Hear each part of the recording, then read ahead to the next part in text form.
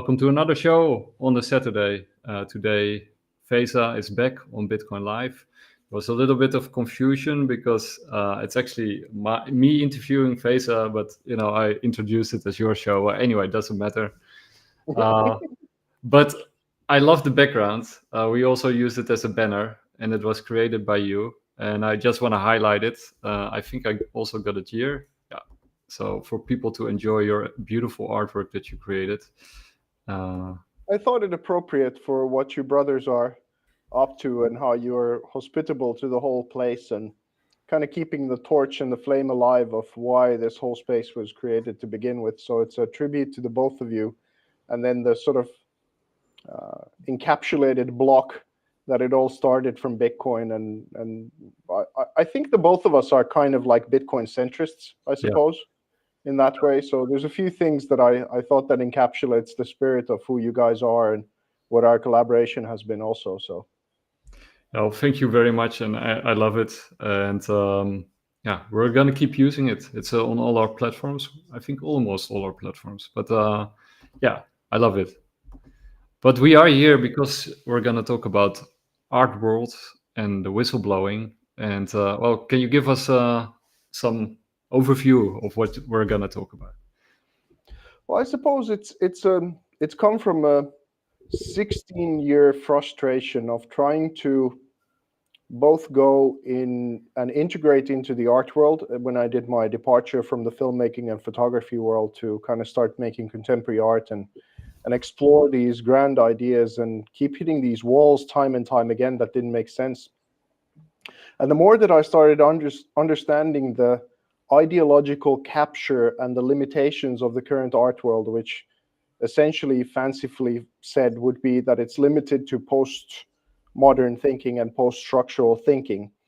And maybe if I read this, a couple of tweets that I've saved here, and maybe those will help to kind of open up the perspective. It'll take a couple of minutes, but I think it's worth it. Yeah, of course. And I'm coming at this from, I would say I'm maybe a libertarian, classic liberal, have a slight spiritual or religious even bent these days. I'm not coming from a left or right paradigm. I'm more of an up and down paradigm. Mm-hmm. And those are the things that I've explored in my career in many different ways. And I've always wondered why they get captured and not included, even though we supposedly have the most inclusive now art world possible. And there's a few things that highlighted a little bit. And like this is that, why the art world is telling you that organically that there aren't any conservative visual artists. I mean, I don't know anyone who's openly conservative who's a visual artist. And of course, about half the world is liberal, and the other half is conservative, by and large. And while it's of course that many professions have a specific kind of bent, and of course the art is a much more liberal and creative, abstract thinking space, so it's natural that you'll have a lot more liberals in the art world. It's still that if you look at cross-culturally, usually 96 to 99% of plumbers are men, and it's the most male-dominated industry in the world. And midwives, 95 to 99% are women, and that's depending on the society or what you're talking about. But you still have some percentage or a percentage that is the gender that is not represented in the very dominant thing. And so you have some women who are plumbers and some men who are midwives. And depending on the culture, you'll have about 45% to 55% men and 45 to 55% women who are artists. And, if you put three artists in a room to argue about anything, the chances of them agreeing on everything is zero, even if they're friends.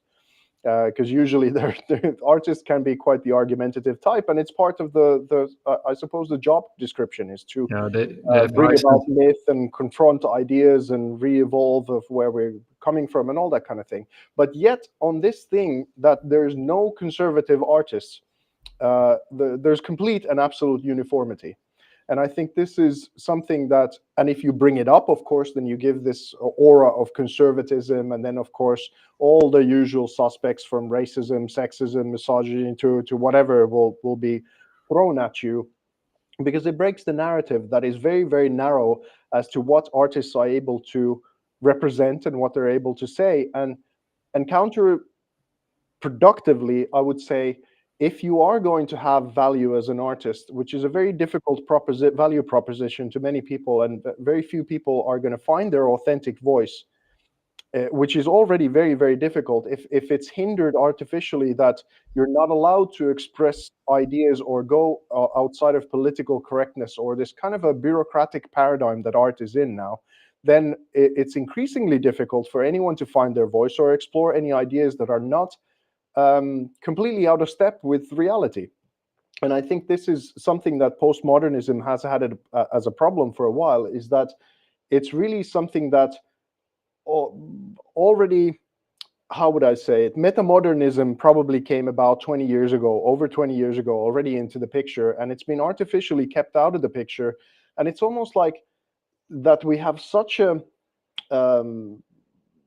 postmodern thinking paradigm in the art world altogether. It's kind of like resurrecting bell bottoms from the 70s and then crying wolf that no one's really interested. And if no one's interested in your bell bottoms, because that's the only thing that you're pumping, and you're essentially trying to keep the past alive and not go with logos, or not go with the current conversations and the evolution of where we are as a global culture, then of course, people aren't interested, and artists don't feel safe to actually share where they actually are. They're also self-censoring themselves, which is something that I think is really, really bad for art altogether. And the other one that I wanted to share as a tweet, I don't have, wait, let me see. And it illustrates the same paradigm. I think I tweeted it yesterday. Let me see if I have it here. Yeah, okay. I'll share this one as well. Yeah, okay, there we go. Yes, okay. Got it. So when you hear in the arts, or in many places, I suppose, these days, that when you hear the word safe space, it means safe space for postmodern and post-structural ideas. And here's some that are not, here are some thought spaces that are not a safe space for art. And it's philosophical orientations, and postmodern can be metaphysics, epistemology, ethics, political philosophy, historical development, key movements, and you go pre-modern philosophy, classical Greek philosophy, Aristotelianism, Platonism, Hellenistic philosophy, skepticism, Stoicism, medieval philosophy, and you start to go down the list of all the things that are the human experience, and the things that we've explored already in the past, from in terms of philosophy or religion, and going all the way to the East, from Buddhism to Taoism, Confucianism, Hindu, religious, theological, Christian, Islamic, Jewish, all of these different things. And now where we're going in the future as well, from transhumanism to that's somewhat allowed, because it's kind of in the post-structural, everything disintegrated kind of thought, and uploading yourself to the cloud, and somewhat devilish in a side if you kind of go to that. But this whole, and this is not even the exhaustive list, this is what the art world is not a safe space for. And this is one part why it's also, I made this sort of picture a while ago that I sent to you as well. I don't know if you can send it, because I don't have it on this machine, but if you put it on screen, I'll bring this point to home. I'm putting it on right now. And this was coming from something, I think it was Robness was saying something about how, or Coldy was saying something, how big of a statement it is, the trash art and all that kind of stuff, and what it did for crypto art. And yeah, it was a significant part of the crypto art origins. But it's not really a statement to say that, we're making art about trash, because on the counter side, that's in postmodern thought, that's the majority of the art that we've produced for the last 40 years from the philosophy standpoint. So it's, to me, that's not a grand statement. But what I tried to say in this AI produced picture here is that the art world would be ready to be this super futuristic mega space rocket type thing ready to launch, but it's actually attached to this horse carriage, which is postmodernism. But this picture is actually really kind, because if it was to be accurate to postmodernism in its historical context of what it's done, it's disintegrated all of the philosophies from the past of what made us make all of those rockets. So accurately, I should have actually made this picture in such a way that the wheels would be upside down in that picture, and the horses would have been left to run by themselves, and the carriage was, somehow tilted to make that it would be really difficult to kind of haul around in any way, because it doesn't make much sense as a horse carriage. And then that's attached to the mega rocket that could be going interplanetary, like psychedelic space, exploring the universe. And that would be the most accurate kind of paradigm of what we have in terms of what you're allowed to think about, what you're allowed to say, and what is considered inclusive at this moment.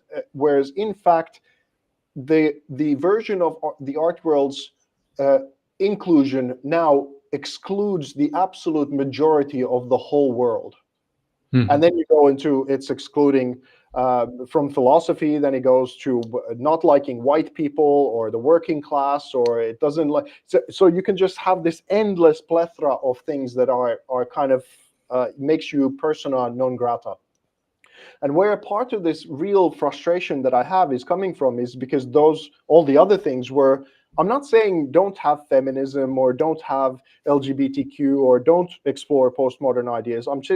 Please do. I'm just saying let all the other things in as well. And those are the things that I've wanted to mostly explore, as well as women's empowerment. That was a very important part of my whole art career, even still up until today. So I have explored a lot of postmodern thought in my own work as well, but I'm just frustrated that I keep being excluded because I don't fit conveniently as a heteronormative cis white male interested in crypto and spiritual ideas or whatever. I might as well be Satan to a lot of postmodernists in my kind of thinking. So that's really where this is coming from, is that if you're going to say that you're inclusive, deliver on that. And truly, because we're playing with the subconscious of the world when we're dealing with art. And if it's this limited, it's really harming us. And that's the case that I wanted to kind of make as an opening thing to this whole thing. And of course, it'll piss off a bunch of people or whatever, but I think that's fine. You're pissing off the whole of the world with your paradigm that is limiting one of the most precious resources of human creativity, making it into a pretty totalitarian paradigm at this moment. So I think it's evil to do this limitation thing. I think that's a really good opening, and it's better to piss off people at the start, than they can tune out. Sure. And hopefully in the whatever way anyone wants to prove me wrong or expand on the ideas or whatever, it's important to say that this is not coming from a place of me wanting to censor anyone out of anything. This is just delivering on the promise of actual inclusion. No, I mostly agree with what you said. It's like a Procrustean bed, right? So they chop off whatever doesn't fit in the bed, and it's kind of funny, of course, because postmodernism started. At least that was their sort of mission statement: is to open everything up, right? And that's also the whole sort of inclusion philosophy. When you sort of take it at face value, is to be inclusive, right? To make room for everything and everyone. But it's sort of, it's doing the opposite. It's including those who are within the postmodern paradigm. So if you just think like a postmodernist and that's it, or post-structuralist, then you can be green, blue, whatever, which gender, or 47 genders, or identify as whatever. But the actual limitation is that you need to have postmodern thought. Or if you're from any of the included groups, but you state something like, for example, you're a black person and you're for Trump, you're out, then you're basically whatever. But it's the same mechanism, and I don't think it's very clear to people. They just think it's very confusing as to what this is. But if you understand that the inclusion means postmodern thought, if you are within that, then you're included. otherwise excluded. Not many people understand that, because this is a very confusing thing, and it takes a long time to understand why it feels a little bit upside down, or why things feel limited as opposed to very free. And why it's very difficult for me to try and adjust into this kind of paradigm is that from the 90s and 80s and early 2000s, as an artist and growing up admiring artists that were completely free and exploring massive ideas and all of this kind of thing, we were 99% more free to explore ideas in the 90s and inclusive of ideas and expressions than we are right now. So it's impossible for me to kind of just keep being going into smaller and smaller resolution and smaller paradigm. And actually, and you might like this, I've really taken it as a challenge now for the past couple of months as a morning routine of what I do. Is like the other thing is Bhagavad Gita, reading this, starting my day with this, as well as then kind of the what you would almost call the polar opposite of, because this is surrender, complete surrender to a spiritual paradigm and a supreme being. And this is Nietzsche's "Thus spoke Zarathustra," which is making yourself the supreme being. And both of them actually work quite well hand in hand when you, because many times if I go to, let's say, into a spiritual setting, let's say into a Krishna community or somehow, many times I will find people who are in the spiritual paradigm and they've gone very, very deep into it, but many times they've not actually confronted any of their personal weaknesses, and they wear spirituality as a kind of mask to put virtue on top of something that is really not. And when you read something like Nietzsche, even though he has a certain glass ceiling of thought in terms of the surrender, and it's very egoic in one way, if you challenge where you haven't done the full exploration of your personal power or personal growth, there's also not much that you're surrendering in the grand scheme of things. So to kind of go between those polar opposites, both of these texts really stretch me to like look at my introspective space in such a way that the growth is incredible. So, those things alone, neither of these would be in any way, shape, or form in their values or the sort of parameter proposition, neither could be included in postmodern thought in any kind of way, because they're absolutely structured and really radical in what you have to accept as a paradigm if you're going to sincerely explore them. Yeah, one of the things that you notice is that other cultures, especially abroad, they don't feel represented in the Western culture, right? They think Western culture is very limited and basically self-destructive. And I can't really blame them for thinking that, because we are demonstrating what they think, right? So I love reading. I wish I could read again. I just have too little time. So seeing your books there, makes my hands itch. So I used to read like constantly. So I used to read like I think like 30 books in a year or something, sometimes 40. And then I started doing Bitcoin Live, and then dropped off a cliff. But it's very healthy. It's very healthy to read. Also, that a lot of work that you did in actually challenging yourself with those big thinkers and big ideas and whatever, then that really shows in your conversations and how you're able to be a gracious host for conversations like this, because you're not threatened by any ideas that are presented to you, because you've grappled with them and you've formed your own opinions on what works for you and what doesn't work for you. And I think this is a grand part of the problem, is that it's an educational problem, is that the people who are saying that they're very inclusive, that are actually very exclusive, they only have taught themselves a very limited amount of philosophy or a paradigm of where they feel comfortable to explore ideas. And if you deviate from them, they kind of get exposed for how little they actually know, how much they know about religion, or any of the specific different branches, or world history, or the kind of evolution of where we are from philosophy today. So that's why it's such a threatening conversation, because it actually exposes ignorance, and no one is very comfortable at admitting of how little they know, because it can be so easily used as a weapon.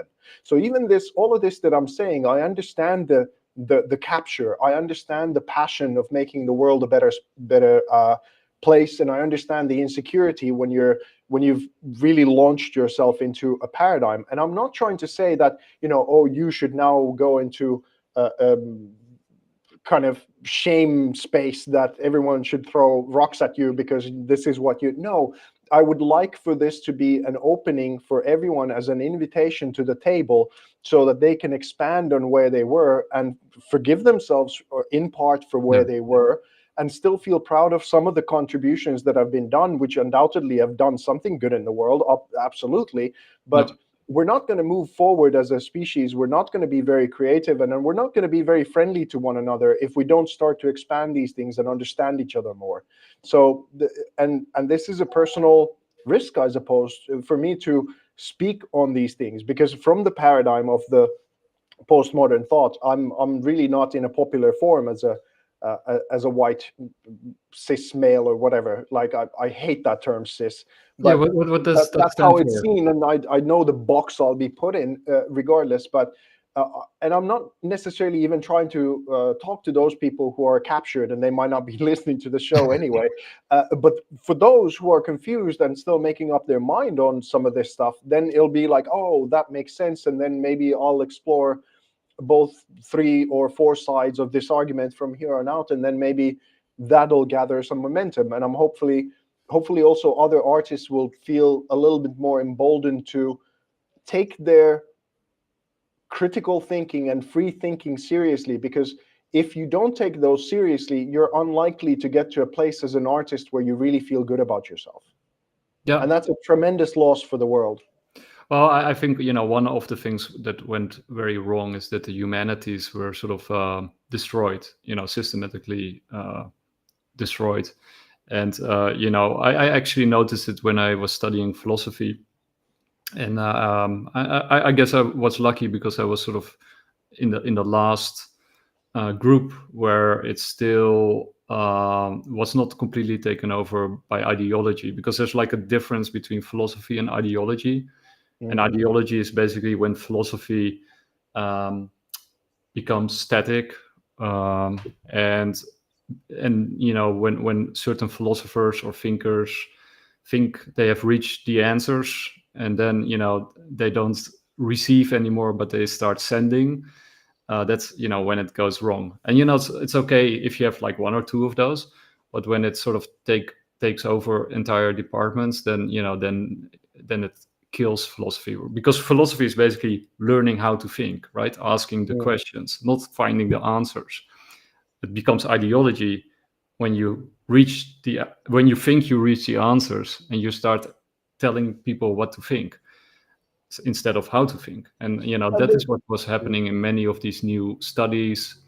And and luckily I was just finished with philosophy when it started to happen, and I was in some of these classes where people when I sort of noticed, like, okay, but aren't we supposed to sort of question and sort of explore these topics instead of sort of hearing the conclusions and what we're supposed to think about all these things? It was really and that's also why I started writing those essays that I did, which are still online under my alter ego, Reinhard de Vee. That's me, yes. I haven't been promoting that much because some of my views I disagree with nowadays, especially my political views that I sort of expounded back then. So I distance myself from some of those. But the philosophy essays on there are still, I subscribe to every word that I wrote, and I think they were quite visionary, actually. Sometimes I wish I kept writing them, because I was on the, basically I was saying what Jordan Peterson was, talking about later. So when Jordan Peterson came around, it was like, yeah, I sort of predicted that the figure like that would come around and start saying those things, because it was quite obvious that somebody had to say it. Or Brett Weinstein, or those kind of people had to emerge, right? Because was coming to a head, and people were not able to function any longer within the system that was being created. So the free thinkers, they rebelled, and those were people like Jordan Peterson, Brett Weinstein, and many others that we probably don't even know the names of. But But I also recognized that what I was writing was also kind of within the current time frame. It was kind of rebellious and seditious. Well, those are heavy words, but undermining, the official narratives and the way people were thinking. And maybe I should have continued. I still have like a ton of ideas that I want to write down, but writing is even harder than reading. So I don't know where to find the time. But yeah, I can totally understand what you say. And I think, with postmodernism turned into intersectionalism and women's studies and all those other things, and then Well, later on, they're just structurally rooted to postmodernism. Yeah. It's like they're a branch of a tree, but it's very easy to see that. And there's actually, to your other point, between philosophers, there's also a big difference between the religious and the philosophy, because the philosophy is limited quite often to a kind of mental masturbation cycle. If you're only trying to solve things with your mind, and there's not a, let's say, one of the religious paradigms, two of them that I think are very important. One is complete surrender to something that is a higher power, and playing with that, which is absolutely impossible, even as a concept, to consider for many secular Westerner people, even as uncommon as it is all over the world. But for the sort of polite society, that's seen as something ludicrous and ridiculous, rather than something that is a very serious personal experience when it happens to you, and that puts a lot of different mental masturbation to shame. But also, what's so important about postmodern thought, and why I'm so crossed with it, is that I've done my rock star phases, and I've done my kind of trying to go the hedonistic way, or trying to cure my sadness from different kinds of dwellings in sense pleasure. And as you know, ironically, I'm making a series called Senses, but the actual underlying tone of it is how to go beyond them. And if you have any religious paradigm or spiritual paradigm that is worth its salt, and it's not just let's say, another excuse for hedonism, and I can do whatever I want when I want, and there'll be no consequences philosophy, then it's rooted into telling you, whether it's come from Buddhism or Hinduism or Christianity or whatever, it'll tell you that your sense pleasure seeking in a variety of different kind of forms is the snake, the Ouroboros snake, that keeps eating its own tail, and you won't find what you're looking for in that cycle of things. And in postmodern thought, essentially, you're dismantling power, you're dismantling the family structure, you're dismantling everything that is holding something to a relative structure, whilst the upper echelon of the same thought paradigm is to try and find the space within yourself where you're not trying to appease yourself in sense pleasure, but try to find a transcendent that goes deeper and can actually resolve you from the pain that you will have the deeper you go into sense pleasure. Now, all I see from any of the different postmodern or post-structuralist thought outcomes, when the thought is, okay, let's dismantle this thing, but no one knows how to put Humpty Dumpty back together again. And those who keep going increasingly deeper into that paradigm, the more unhappy they are. So they're just going deeper and deeper into the snake eating its own tail time and time again. And then if you try to bring another paradigm into the picture, then they say you're repressing, or you're somehow doing something bad. But it's the same thinking that they keep being in a loop for, that is increasingly making the world mad. Absolutely. Sorry, I'm shamelessly plugging my own website here. This is Reino TV. It's like the first time I ever do this. But there's a lot of great essays on here that are sort of directly related to the stuff that you're saying. So I recommend people to check them out, because I'll check them out as well. Yeah, because I think they're really good. But I'm kind of biased because I wrote them. but one way to look at it, what you're saying, so first of all, you had like the Frankfurter Schule. And the Frankfurter Schule has like a really bad name in America. But actually they did some really good work. I love Walter Benjamin. I love Theodor Adorno and Horkheimer. But the second group of Frankfurter Schule that sort of arose within America, especially Marcuse, who wrote The One-Dimensional Man, is like a precursor to The postmodernism. flat earth of philosophy.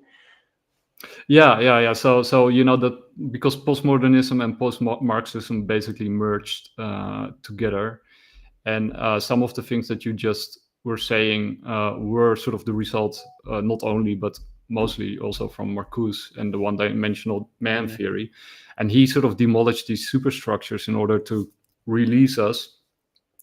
But basically, what it resulted in is, letting our baser instincts be released, which were then captured, of course, by commercialization, or some kind of ism. Commercialization is, I think, a right word. And actually, I also wrote about that. But a way to think about it is like from complexity theory, right? So you got entropy, and you need structure in order to keep the energy sort of going, right? And that's sort of these hierarchies that we have developed, or that society has developed over time, are sort of channeling the energy and keeping it in form, and allowing people to create stuff. But if you demolish those structures, the energy that is sort of captured in that structure or in those structures dissipates, right? So basically, that's what you see, right? Humanity, if you sort of take away all the institutions and demolish them, and all the traditions and erase them, then you revert back to a lower sense of self, in a way. And I think the way forward is actually to struggle with those structures, right? So you don't blindly accept them. That's not correct, right? That's sort of the wrong kind of conservatism, that you say like, oh, we got these amazing structures, let's just blindly follow them because they teach us so well. But you have to sort of grapple with those traditions and reinvent them, and erase what's useless, or discard what's useless, and add what is new and useful, and then sort of develop new traditions, new structures, and new directions. And that's actually the way forward, and that's how we used to do it, like for thousands of years, and sometimes through revolutions, when sort of these structures became too static and people had to rebel against them, and sometimes more organically and evolutionary. But right now we're sort of regressing, right? So we're sort of slowly regressing to sort of like a tribal mindset, and excluding everybody that doesn't fit the standards, and those standards are becoming stricter and stricter. It's especially in intersectionalism, is sort of like a cannibalism, which ultimately will self-destruct, because nobody, because everybody will say, okay, but I'm better than you because I'm also a flamingo, and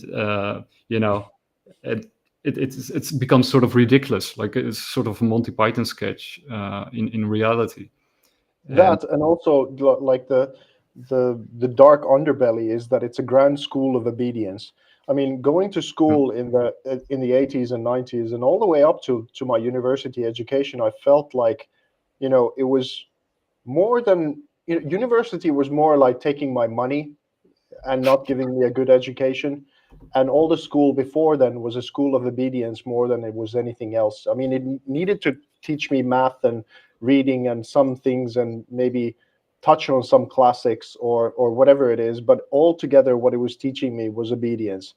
And then to kind of break that mold altogether at some point was a big thing to understand, of why it was necessary to rebel against it. And now with this postmodern thing, I think it's like it's the same school of obedience now, just on different kinds of steroids.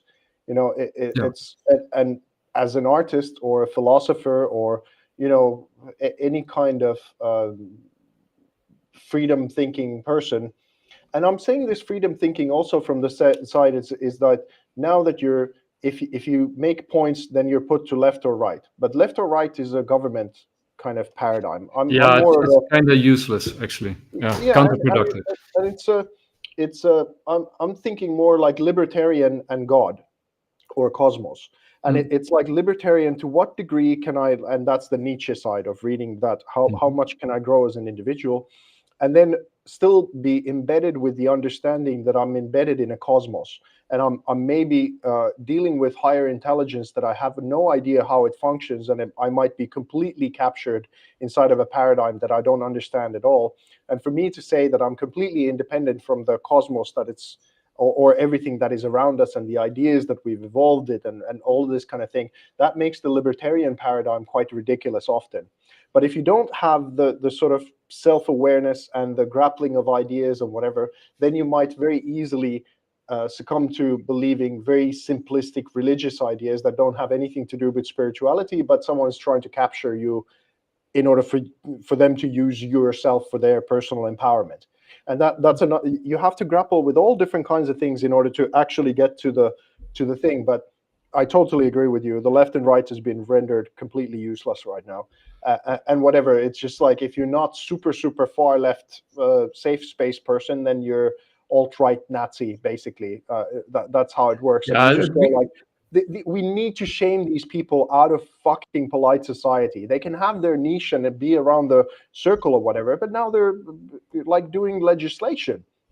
This is absurd.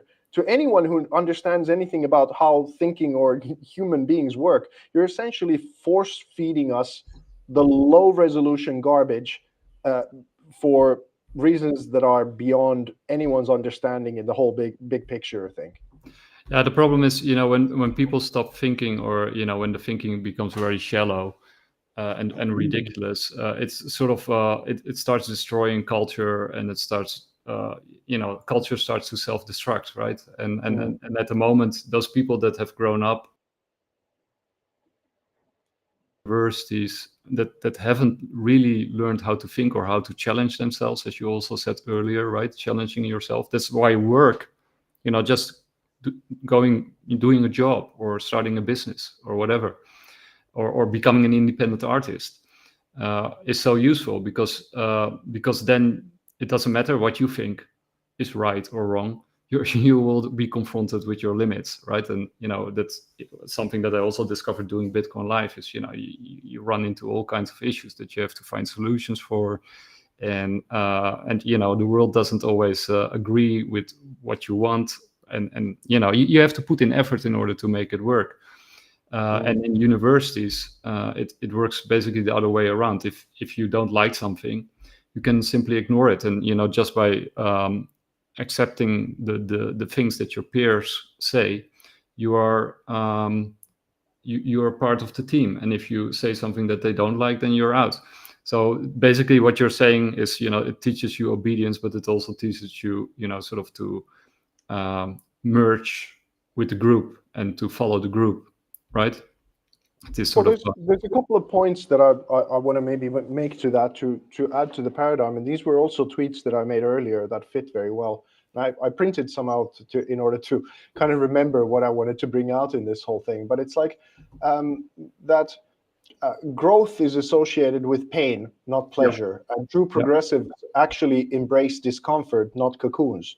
That's what makes you a liberal, because you can expand your ideas and see where other people are and whatever, and that won't come without pain, for sure.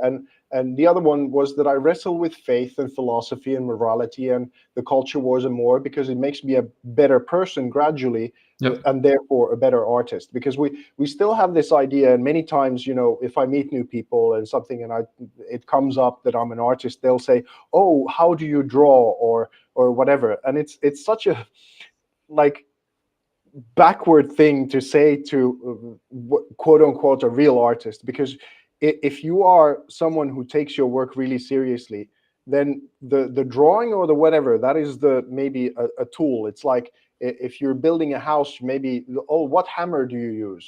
No, first you have the blueprint of the house, the location, the ideas, the preferences, why you're putting that house together, who's going to live there, all these kinds of things. And then ultimately, when everything is ready, then someone starts to knock on the hammer. But it's like saying, oh, you're a banker, you must be very good at numbers. It's like, no, that's how low resolution we've also become as the perception of what the artist is, because art hasn't really said anything important for the last 4 decades, or something that, when people are going to look back at this time and let's say those things that are coming from the official art channels or whatever it is, it's very rare that you'll see anything of a lot of thought substance that actually takes on board where we are in terms of our exploration of a human race, because it's not allowed to come out. You know, and that's like, people are, oh, why do you talk about this stuff? Look, oh, why? Really? Yeah. You know? But also what you said earlier, right? I think that's a really nice way to think about it, you know, with God at one extreme, and I think the individual at the other extreme, and that is sort of the spiritual bandwidth, right? So you can have one extreme and the other extreme. And another way to also think about it is with a dynamism and static, right? So you can either be like extremely dynamic or extremely static, like that's sort of the conservative, progressive standard, even though I don't really like those two terms. And another sort of way to also look at it is sort of the individual versus the collective. I think that one is also kind of useful to look at it, because most of the political theories are basically very collective, right? Either on the left and the right, there's a lot of collectivism going on. And finally, there's one more that I find really, really illuminating, and that's from Thomas Sowell, and that's like the constrained vision versus the unconstrained vision. And I think if you make like a diagram with all those sort of vectors in it, then I think you can sort of locate, you know, where things go terribly wrong, and where there's actually potential for growth. And somebody who I also really like is Carol Dweck, who wrote a really simple book called Mindset. It's very easy to read. You flip right through it, and she also does talks on TED Talks and whatever talks. And she discovered, and she goes around schools and universities where she teaches the growth mindset. But what is taught to us at a very young age in Western societies is often a fixed mindset. And people often naturally also gravitate towards a fixed mindset. Not always, but often. And she has some really simple tricks to sort of go from a fixed mindset. First, to recognize that you have a fixed mindset, and then once you recognize that you have a fixed mindset, how to go to a growth mindset. And you know, a few simple things, like if you're a parent, you know, if your child does something wrong, don't tell the child that he sucks at math, right? That would be the fixed mindset. Then you instill a fixed mindset. What you say to the kid is like, what you just did is wrong, and you have to do it like this. So you're blaming the action that he does or she does at that particular moment, and not the individual as a whole, like painting that individual as like, you suck at math, right? That's like, you know, that's either you instilling a growth mindset or a fixed mindset. And the same thing, you know, with challenges, right? If somebody has a challenge, if you have a fixed mindset, then for the fixed mindset person, that means, okay, I'm now doing something that I suck at, so I'm not going to do it. So there goes the challenge. But if you have a growth mindset, and that has to do with what you said about pain, then he says, oh, a challenge, that's where I'm going to grow, right? That's what I'm gravitating towards, because that's the only way forward, right? They seek out challenges. The same goes for obstacles. The same goes for successful individuals, right? Somebody with a fixed mindset will feel threatened by somebody who's successful, because it shows that they are limited in some way, often in their own head.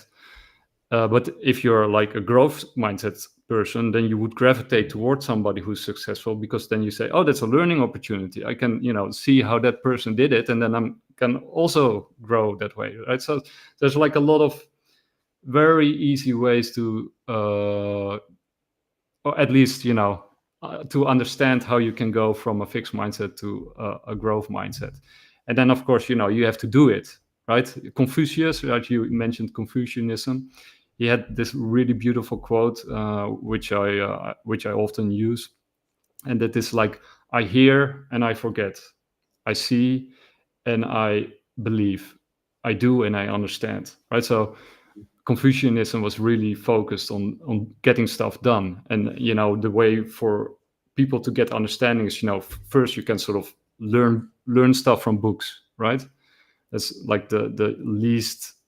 I mean, it's useful, but it's a certain kind of knowledge that you do. Then you got the knowledge that you get from conversations, like talking to people, especially people with different opinions, because then it's actually useful. Otherwise, it's not that very useful.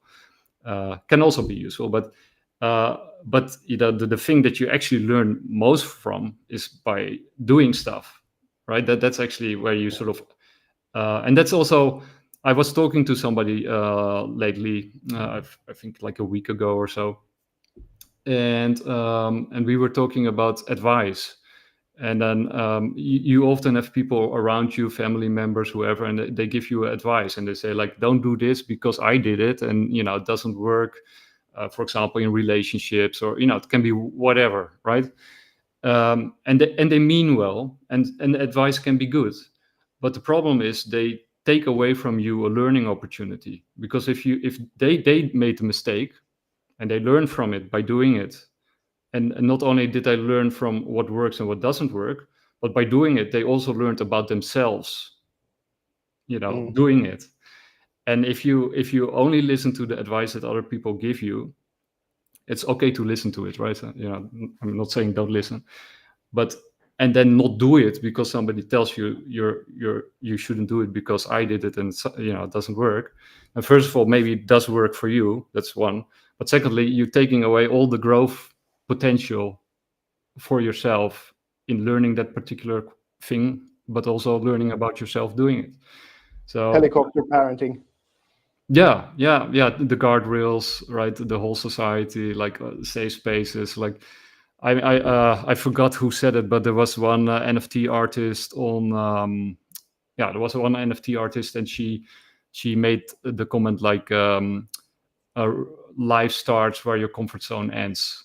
And I think that's like a brilliant conceptualization. I'm not sure if it's from herself, but it was like a really nice way to a succinct way to sort of summarize what we're talking about. I grew up with knives as play toys. I have this sort of thing here. I don't know if you can see it from my arm, but this was because I had a Rambo knife at some point, with all the water resistant matches and everything, and I kind of like properly stabbed myself with it, and I've got the scar and a fond memory. And that whole part of Gen X growing up in a very different kind of environment altogether, and being able to take risks and handle life when it really hits you. I think this whole, like, for example, now that we have this idea in society in general that everything is polarized to one port or another, and let's say in the arts, the sort of perception is that if you're conservative, you're evil, right? To kind of take apart first. Sorry? Or stupid. To take apart the idea of liberty, as in it's in the name, or conservative is to conserve. Is there anything that we've done, let's say, during the last 5,000 years or so, or master thinkers or disciplines or things like that, where we try to reinvent the wheel time and time again, always coming to the same conclusion, therefore ideas worth conserving because the other outcomes for millennia have led to catastrophic things? Maybe a few, let's say, that we've come up with. But if you give the perception that all conserving thought is evil, then of course, you have to reinvent every single kind of wheel, and you're not allowed to grow, because sometimes if you really grapple with ideas a lot, you will come to a conservative conclusion. But if the self-perception is that conservatism is evil, then you can't come to that conclusion, therefore you can't grow. And so to understand the temperamental differences, let's say the liberals are great at abstract thinking, they're very open to different ideas and all of this kind of thing. But then they're very bad usually at, and this is especially artists are horrible at personal responsibility. That's not something that we're naturally very good at. So to confront the idea that, oh, maybe you're part responsible for your own situation, as opposed to it's not anyone else's fault, you're not going to win a lot of artists over in an artist meeting if you bring that shit up. Not going to go down great. And then you have conservatives who conserve and study some of those ideas that have been time and time tested, and therefore they get some great results in the material world. And because they know that liberals aren't good at it, they're not also super keen on sharing some of the fruit because they adhere to the protocol with those. So the right is not fond of sharing sort of material mutual space responsibility, because they want to hold to their own fruits of their labor, which is kind of understandable. And then the left is much more, or the liberals are much better at taking, let's say, material mutual responsibility, and it's a synergistic at best relationship, or it can be very parasitical. And I think both sides are now in this sort of gridlock position. But what the right doesn't get any credit for at this moment in time is that the right is better at the collective spiritual responsibility. And that's something that is completely being left out of the conversation, and hence we are again in this situation where the other side is evil. And I'm not saying that the conservatives aren't doing the exact same thing to liberals and thinking they're all just cuckoo and can't do anything in there, but no, they actually were designed that way, half liberal and half conservative all across cultures, for that reason, as in that we might not like each other because it's not our natural temperament, but we have a lot to learn from one another if we're going to be a cohesive society. And if not, fucking war. Yeah. So there's been enough peace now in the West, in particular, that people have forgotten what war is. And if we don't get our shit together, I think that's exactly what we're going to get soon.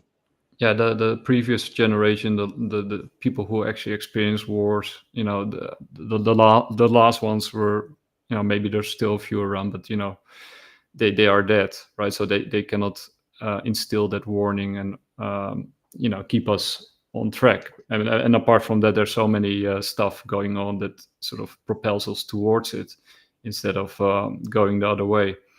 But I totally agree. I think what the right or conservatism ideally, what it's ideally suited for is to be like a moral compass, right? So like a compass to tell you where you are and where you sort of where you should stay away from. And what progressives are ideally suited for is exploration, going to new directions. But if you're like, if you only have progressivism, if you're only like leaping forward without a compass, you're completely directionless, and you run into every mistake that you have.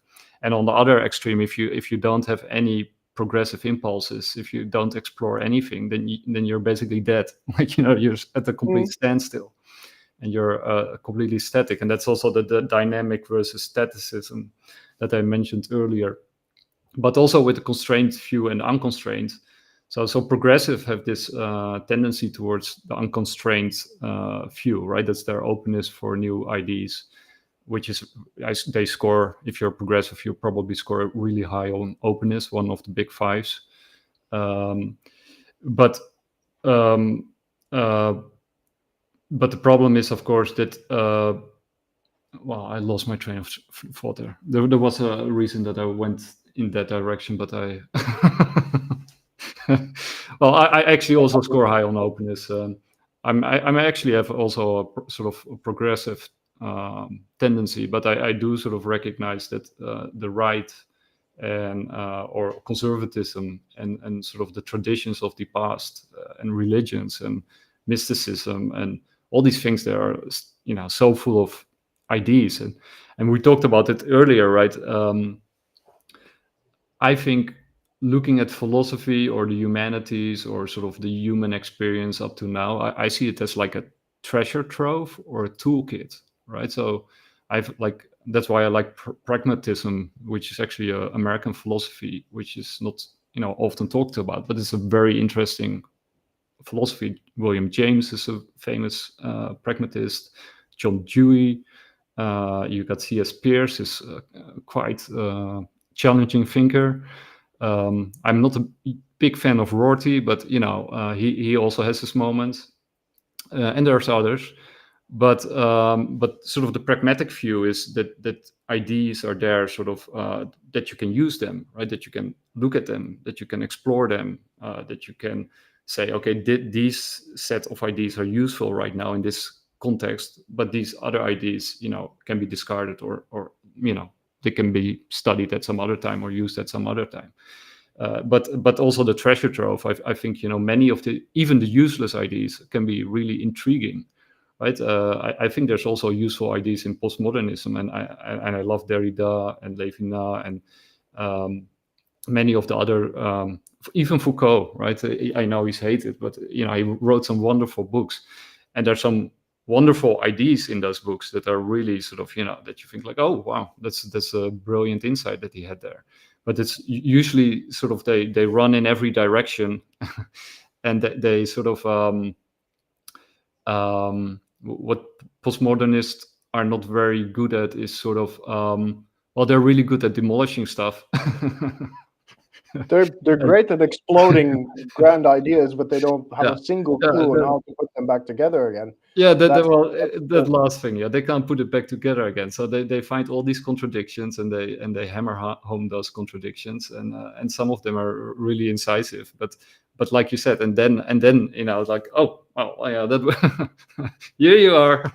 And ultimately, are they really good at demolishing those ideas or exploding them? Because if you don't have a solution, and all you can take things apart, but you don't really understand, even I would say, from Derrida or Foucault, they don't really understand what they're dismantling.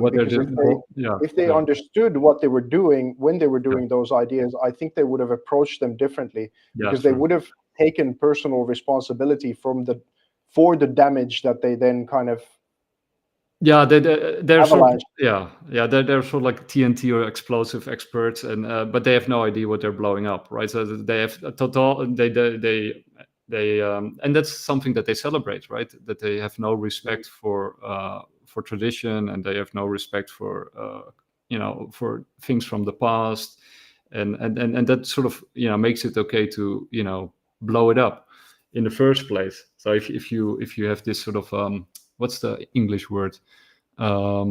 If the opposite of to reverse something, that's not the right pronunciation. But when you sort of anyway, it doesn't matter.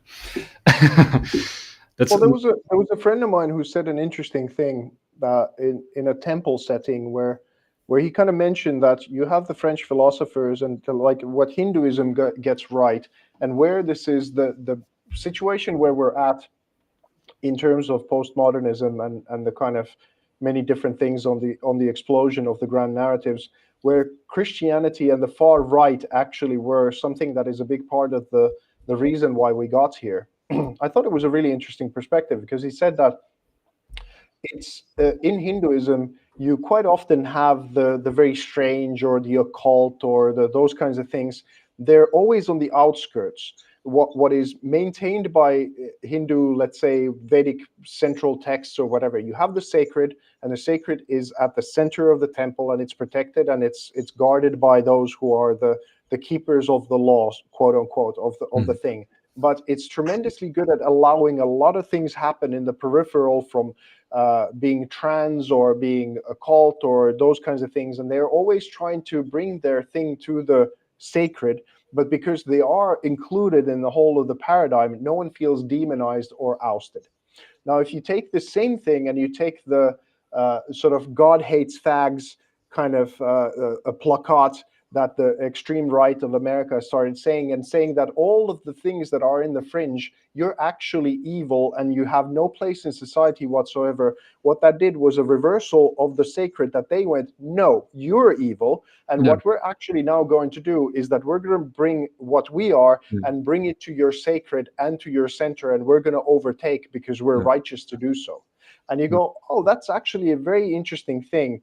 So now that the quote unquote fringe or the strange or the not the mainstream or the heteronormative or whatever, now because it's not at the center, they're trying to make trans to become the sacred at the center, and then push out what is the grand majority of the world, to push them out into the fringes. And I think you can only go so far with this experiment before the mass will start to push back, and then we're again in a kind of gridlock position, as opposed to try and be inclusive in a way that we all respect a certain amount of the boundaries and the way of how we are, without demonizing too much or making people kind of fall off the ledge.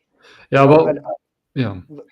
Well, there's a few things, well, a lot of things there. Oh, first of all, I do think that so one of the, I think one of the reasons that we sort of do that, like the way that you just described, which is like a very Western kind of thing to do it like that, is what Iain McGilchrist is talking about with the left brain and the right, or the right hemisphere and the left hemisphere mindset. That's also mindset, but or way of thinking, I should say.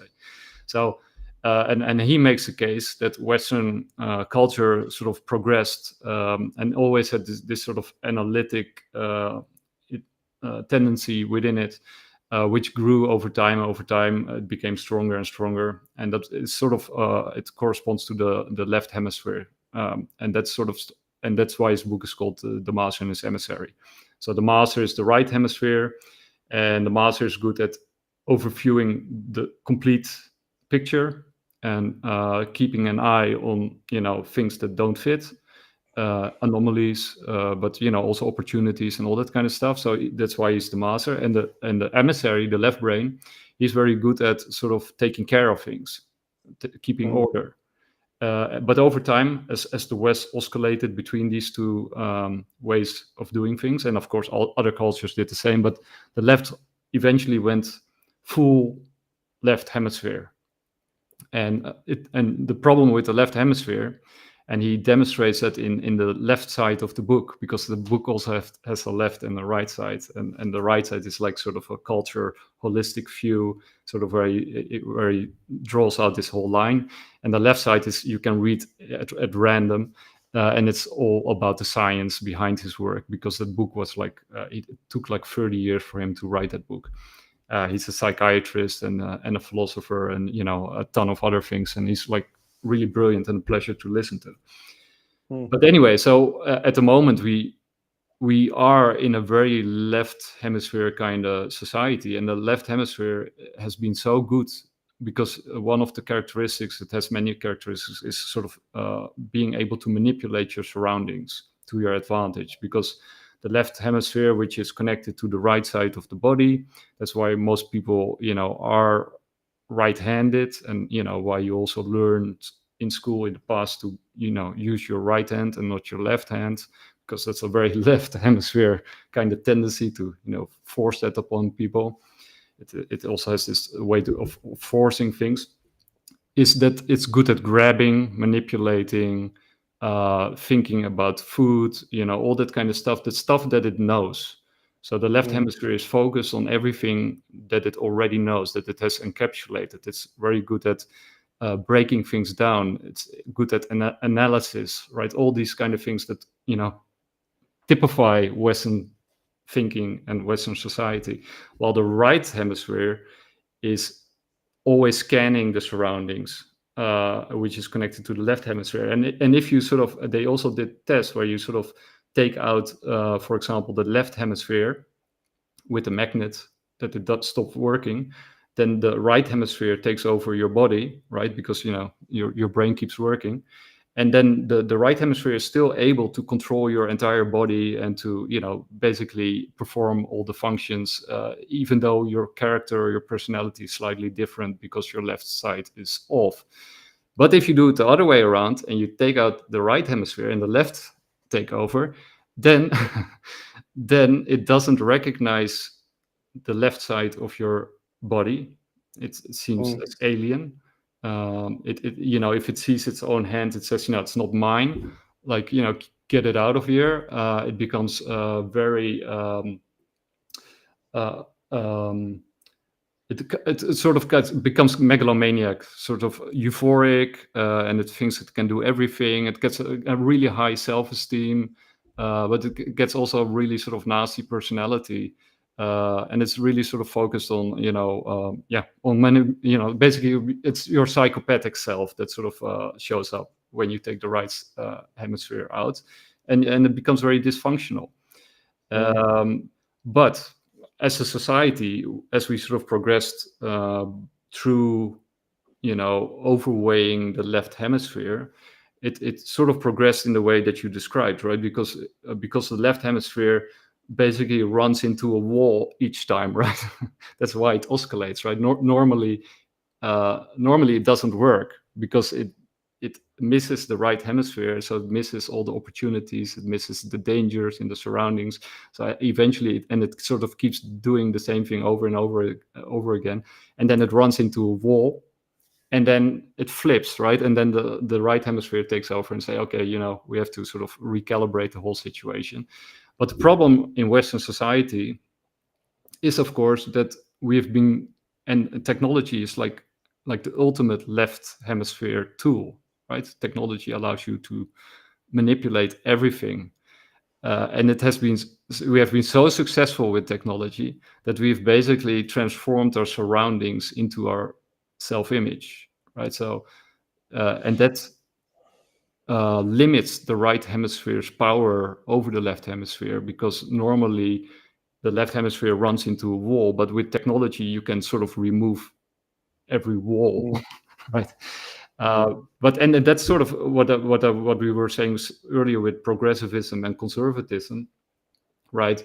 So if you sort of take out conservatism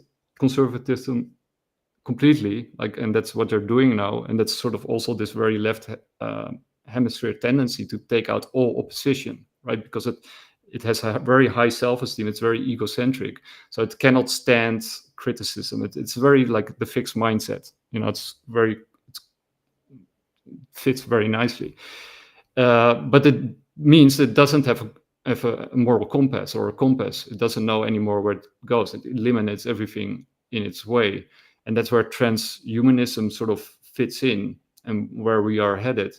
And if we don't recalibrate, right? If the right hemisphere doesn't recalibrate the out of control left hemisphere, and sort of thinks that it can do everything and fix everything and make everything into its self-image, then we go into a very, very dystopian world where before we started manipulating the outside world very successfully. That's why we are where we are now. But after that, it turns inwards, right? Because then it becomes sadism. So we're at this edge where if we don't recalibrate, then the next sort of world that's going to be colonized and transformed is the inside world. So it's already happening to a grand degree. Yeah. COVID was like a real step in colonization of the internal world, and of course ideas maybe to a large degree. But for example, what you were saying and coming to conservative conclusions, one of the very fresh ideas that I had, which is one of the oldest ones and probably something that will make some people scream to high heaven. But essentially, like I was listening to this Christina Hoff Sommers podcast episode where she's going, and she's a feminist, by the way, or in the not in the sense that most people now understand what feminism is, but from the early beginnings of it, for the equal opportunity and all that kind of thing. And but she's called kind of the based mom. So this podcast episode was about, are schools becoming hostile to boys, or are they already hostile to boys? And like I would say that school was never for boys, because it was more like a school of obedience, but it was all a school of obedience for all. But now it's become effectively so feminized that most of the teachers are female, and they have a certain perspective on the world, and the boys are seen as a problem because they don't want to hold still, and that's not their learning style. And we have a lot of literature where we know how girls learn and how boys learn. So we're increasingly, the perception was that school needs to be made more friendly to girls and therefore women, and then it became increasingly exclusive out of boys because boys are doing really bad academically altogether. And now it's much more of this sort of effeminate way and trying to say to boys that you're dysfunctional girls, basically. And if you can't stand still, then we're going to even send you to a psychiatrist that might be a feminist. So that's going to further diagnose you into a cycle of something that doesn't really work for you. and I'm all for the school system working for girls. I think we should cater to that, but we should also cater to boys, and understanding the psychology of boys. Actually, the natural conclusion of where you come to easily is that schools should be separate for women and for men, or girls and boys. That's, it's seen as conservative or horrible or back in the past or whatever. But if you now take into full spectrum view as to how girls learn and how boys learn, it would be much, much better if they were separated. If now the result of what we have is essentially another form of school of obedience, and then it's much more catered to the girls so that the boys feel left out. Wouldn't it then be better that we have a whole psychology kind of going into this, and then the exceptions, that if the kid feels more of a tomboy or there's all different kind of whatevers, that can be included into the division side of things. It could be, because when I first started going to the Krishna temple, for example, it was very foreign for me that the men were sitting on one side and the women were on the other side. Maybe the kids play in between or whatever, but it was sort of like gender kind of segregation. And I was like, as a Westerner and kind of thinking of myself super liberal and everything, I kind of really challenged it, and I was like, no, this is not how it should be, or whatever. And then when I saw how peaceful the whole setting was, and that there was no dark undertone of any kind of sexual this and that, which often happens in these kinds of settings, then I realized that no, this is exactly how this whole thing is. And the atmosphere was, for lack of a better word, wholesome. It feels like it's healthy. It's something that where people respect the differences and each other's boundaries, and within those boundaries there's movement and exceptions and this kind of thing. But because it's split from one side to the other, it's actually one of the most functional things that I've seen, and kind of enjoyable environments to be around, because the natural respect is there. The price is that sometimes I feel that people are way too respectful or fearful, or even kind of go like this way. Yeah. But that as a whole, of breaking that mold to making connection between people, is much better than there's no boundaries and everything is kind of chaos, and some people constantly feel disrespected and boundaries crossed in a way that breeds conflict. So if I have to choose in between the two, I've now at least seen both sides and what the pros and cons of both sides are. But this is really leading me into the conclusion that, yeah, probably for kids it would be much better if the spaces were segregated. Oh, I think the Western world was doing pretty well, and it was because what we just talked about, right? That it advanced so far, like that is a sign that it was accomplishing stuff, but I think like I said earlier, like if you run with an ID. That's what the left hemisphere does, and then you run into a wall, and then the right side takes over, and it says, "Now there's a wall there, right? We have to go around it." And then the left hemisphere goes again, like it goes long, and that's basically it works pretty well, right? There's only one condition, and that is that there has to be a way to rein in, if necessary, the left hemisphere, and the Western world had a mechanism to do that, right? And that mechanism was liberty.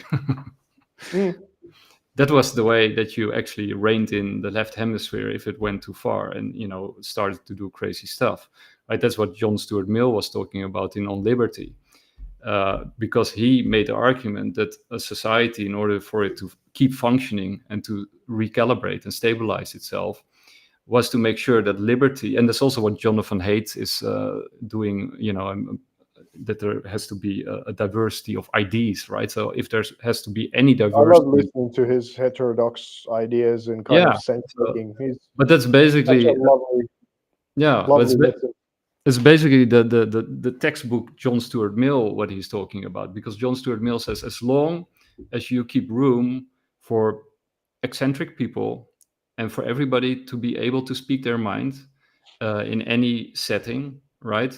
And of course, there's exceptions to the settings, right? There's appropriate settings and non-appropriate settings, but as long as there's room for people to speak out to other people and convince them of their ideas, and also to live their lives any way they want, then then the society can sort of recalibrate itself if it goes off in the wrong direction, because then there will be enough people in society that will speak out and say, hey, you're going in the wrong direction, right, friend? This is this, because the majority of the people will be always conservative, right? Because conservatism is bigger. Like, it's that's why conservatism, as you pointed out earlier, and I think Jonathan Haidt also mentioned that, is they're community centered, right? They're community focused, and study after study proves that religions, people within religious communities live longer, are healthier, etc., help each other, blah blah blah. And progressives, they have their own strong points, but they're more individualistic, right? And that's also something with vampires and zombies, that progressives have a more leniency towards vampire movies, and progressives of conservatives more to zombies, right? Because it's sort of that, like their worst nightmare come to reality. I actually like both, but but if you take out liberty, or if you start constraining it, then you sort of take away the brakes of the system, and then because what is postmodernism? Like, what is this ideology? Or it is basically a sort of out of control idea without boundaries, right? It sort of, it takes over everything. Because and why is it taking over everything? Because nobody's allowed to speak out against it, right? But that's sort of part of what its aim is in the first place. So it's sort of how few of us there are, like myself and you said that someone else, another artist in the crypto space some time ago, was also kind of going against. Oh, she had that quote. I love the quote. I'm not sure if she agrees with anything we're saying here. Oh no! It was another artist who went anti-woke, I guess. You mentioned. Oh, Badabeki. Yeah, right. Yeah. But because altogether, I think that because I know you have a hard stop probably soon as well, but there's a couple of points that I still kind of emerged that I wanted to maybe share as ideas. Is that I think altogether now, because it used to be, of course, and conservative. I mean, there's some conservative cultural figures like Matt Walsh and his new film "Am I Racist?" Apparently, it's a really, really good parody, because a lot of the right wing sort of comedy and cultural ventures, they've usually been quite embarrassing. They're pretty cringe. But because the art world is so selective now for its insular point of view, I think a very heretical idea at this moment in time is that the conservatives or centrists or even classical liberals should start their own galleries. Why not? They could start it even from an online presence and kind of like cater to that, at least when conservatives, for example, who usually have a lot more money in a certain kind of context and they used to buy a lot more art, if they would have a quote unquote safe space to buy art from places where at least they know that the artist won't hate them, I think that would be a kind of evolution to one side or another. I think they should start their own art spaces, and even if some of it is going to be cringe and it's going to be because it's so out of palette for them to get into this whole space altogether, that it's going to be embarrassing a little bit at the beginning and all those kinds of things. But at the same time, you're being critiqued by people who go on a gallery floor to put a cooked omelette there and whip it with a chain, and that's a performance. So it's those people who are critiquing your quote unquote bad art to begin with. So maybe just have some balls and or ovaries or whatever, and go and start your own spaces. And the last kind of thing, well, no, two things still. The other one was that I saw some artists were again making some mocking art of Christianity, and clearly without any clue what they were talking about whatsoever. They'd never wrestled with any of these ideas. That's not even the problem, right? Just this lame duck shit that we've seen since piss Christ kind of bullshit. And I just kind of commented on that if you want to piss on Christianity, which is one of the nicest religions on the planet Earth right now, if you still piss on them to try and look like you're edgy, you're kind of like trying to be a tough guy while drinking soy milk. That's how fucking lame duck shit that is, to be honest. Like, just get over yourself and at least know the ideas that you're grappling with. So that's a little bit of tough love for some people, because we've had 4 decades of that garbage, and the same people never go after Hinduism or Islam or any of the others because they wouldn't know how to do it, and they're of course afraid of Islam, and for some good reason. But just to do I'll make a statement piece on Christ or something. Oh, fuck off, at this point, grow up. And then as a last point, and I think you'll appreciate this, kind of after all of these things of what I've said, is that why free speech? Why is it so important? Because ultimately, it's the same as free expression. If you're not for free speech and free expression, you are anti-art. And I think artists and the art world has to make a break out of the illiberal new left that is anti-free speech, therefore expression, and therefore anti-art. If we don't do it, we're already in a death rattle, kind of without oxygen, and we've been that way for a long time. And if we're going to have relevance, if we're going to make anything out of these decades now that is worth remembering, and for us to excel to the point of what we can be, then it's time to make a break. They can have their own spaces, but we need to create a lot more. And the metaverse, the Web3, Web4, crypto art, all of these kinds of spaces that now allow us to expand from anything to be inspired by cave paintings or the primordial crawling out of the sludge from the psychedelics, now all the way to the whatever future where we might be going for. It's time to make a break. It really is. And it's like, it's so weird that I don't hear artists saying this. Yeah. It's so strange that I feel like I'm almost alone in saying this kind of stuff at this moment in time. I'm sure there are others, but I'm not aware of them. I just don't come across them ever anywhere, and you certainly won't find them at the art fairs. You won't find them in the sort of quote unquote official Christie spaces or whatever, curated to the maximum champagne circle or whatever. You won't hear it because it ultimately really comes down to a few people's lifestyles and these echo chambers that people are in, and it's all coming at the expense of the art and our subconscious exploration altogether, and it's time for it to stop. Well, there's a lot of stuff there, and basically what you just said is that's the content of this piece that I wrote, The Heretic, which is sort of makes the point that art is the ultimate expression, right? So if you like, art is sort of beyond language. It is language itself, sort of the substrate of language. So you need freedom in art, because otherwise there's no art. There is no art. And the Friedrich Schelling, he wrote this beautiful book. I think it's called Aesthetic Essays. That everybody should read, because it's a beautiful book.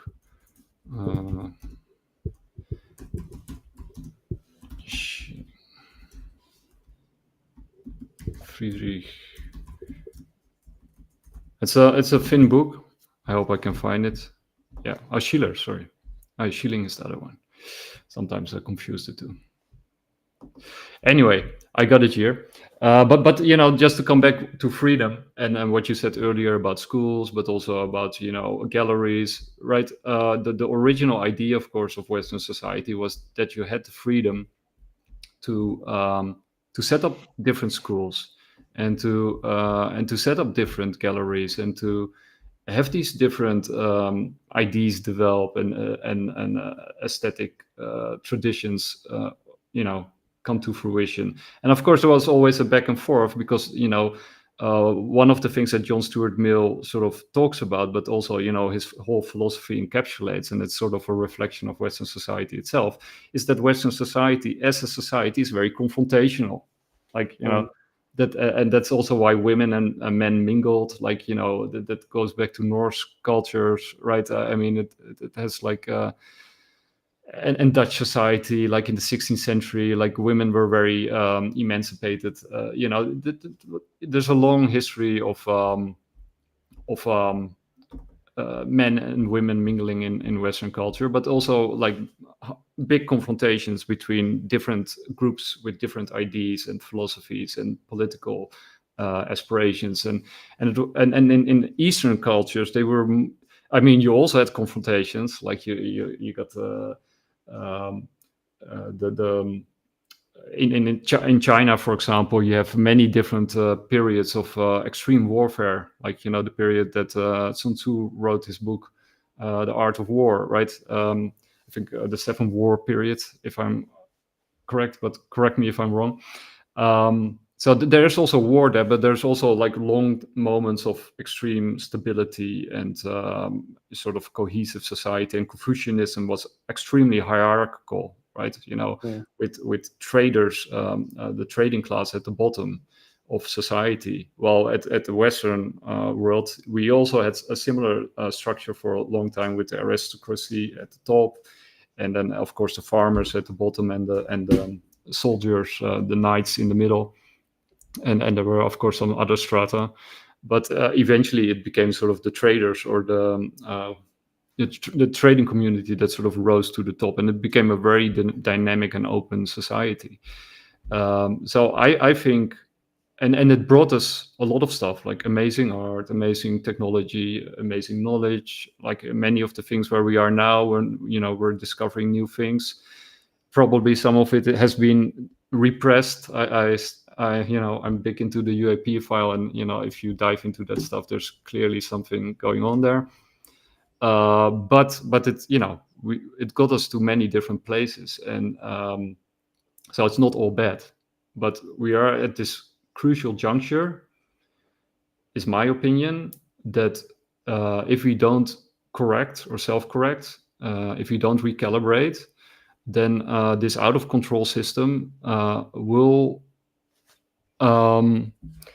take us in a very dark place, and because of the technology. Oh, we're already in a super dark place. Yeah, but I think we've been in a dark place for a long while. Yeah, I know, but I think it can get much worse, and I think because for example, Mark Moss, he's speaking about these grand cycles, like a cultural cycle, and you got the business cycle. You got many different cycles, right? And some repeat very quick, and some take 250 years, and you can sort of you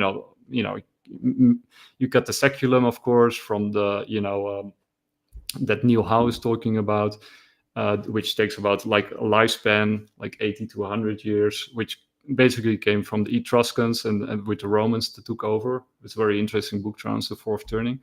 But so you got all these different cycles, and normally what happens is, as the cycle continues, it becomes more and more static, and it reaches sort of this wall, like what we talked about, and then because you hit the wall, then you get recalibration, and then the cycle starts over again.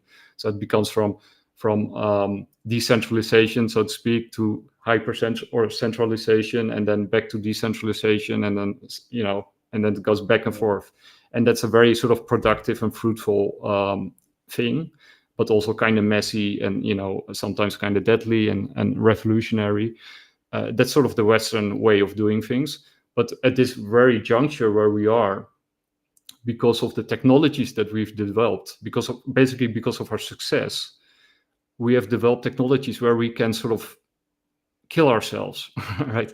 Where one group can become so powerful that it no longer has to be corrected, or can be corrected by different voices in the past, because they have the tools to suppress and take out anyone and everything that they want, right? They can actually realize their vision, however deranged and disturbed that vision is.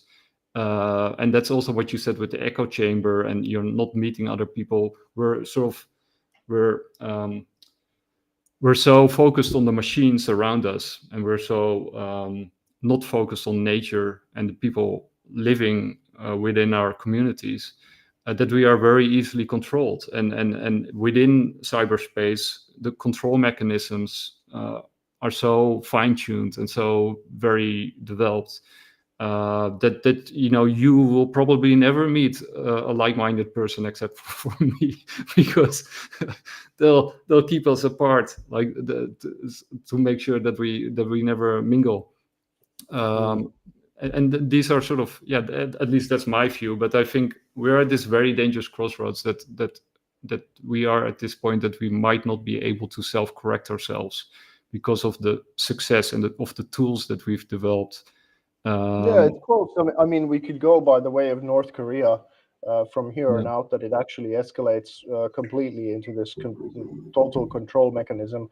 Or then it can go like it's gone in culture in the West now for a long time, where we've had like The 50s were very repressive, then the 60s and 70s opened, then the 80s became boring and repressive again, and 90s opened up, 2000s. But now we've pretty much in this much more oppressive space going on for much over a decade, I would say.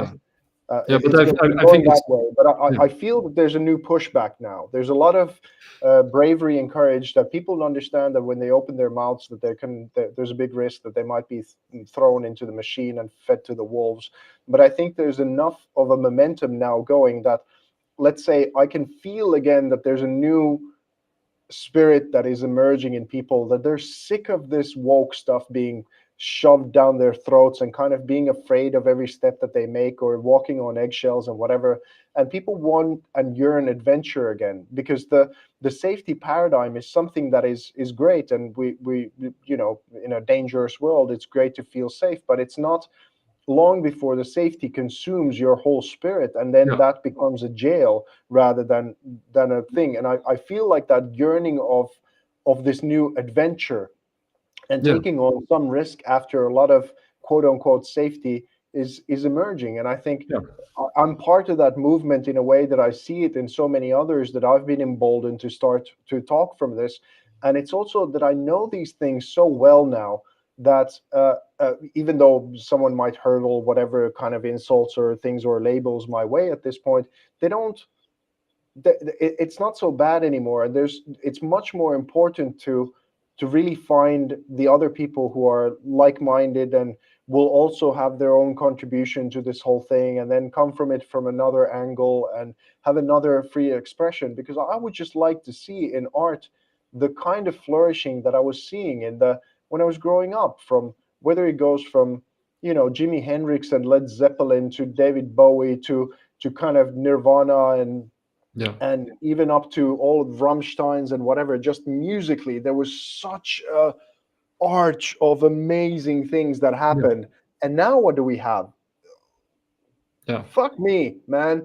Like, what a ridiculous joke the music scene is now in comparison to what I grew up with. And then these people are pretending like, something amazing has been integrated or something. And you just go, no, this is the most boring we've ever been. This is flatland of ideas and flatland of discovery artistically. And I think quite righteously, we should be embarrassed by how low frequency it has been, what we've output and celebrated and lifted to the top. And the crypto art world it's not excused from how amazing it was as a promise at the beginning. And then it just imported all the postmodern experts and the bureaucratic class then the crazy greed that then just avalanched it back to horrid, just another different kind of flatland. So we've got a lot of work to do in order to kind of elevate this whole thing from the pit of where it is right now. Yeah, well, just to end on a positive note, I do think that's positive, bro. No, there was it's positive to say the shit out loud so people can think themselves out of the paper bag that they put themselves in. No, I just to highlight some of the stuff that you said, I think we live in extremely incredible times. Like, I think that's something actually that cheers me up every morning. I mean, the discoveries being made, the new science being developed, the things that you thought were not true turn out to be true. I think I've said it before many times, but I think this revolution is not just a monetary financial revolution or a technological revolution. It's actually also a spiritual, perhaps even a religious, but also a societal, a cultural revolution. And we're at the very brink of it. And I really feel that this sort of artificial repression, because like you say, it's this flatland is, it's it has this very sort of artificial feel to it. Like